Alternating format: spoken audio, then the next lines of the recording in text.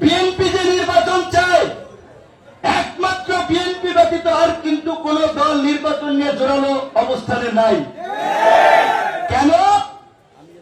তারা হয়তো এই আলামত আমার আগে টের পাইছে, এলাকায় এখনই থাকতে পারতেছে না উৎপাতে।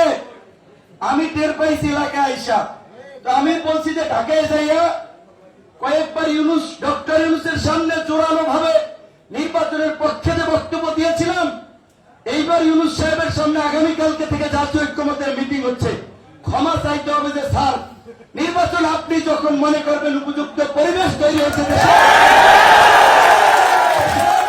তখন আপনি দিন। অন্যান্য দল যখন মনে করবে এবং বলবে লেভেল প্লেইং ফিল্ড তৈরি হয়েছে, সবাই নির্বিঘ্নে সভা সমাবেশ করতে পারবে, এলাকায় থাকতে পারবে, হুমকি ধামকি থাকবে না, রাজনৈতিক এই আগেকার সেই আধিপত্য বিস্তারের সংস্কৃতির পরিবর্তন হবে, তখনই নির্বাচনের রোডম্যাপ দিতে হবে।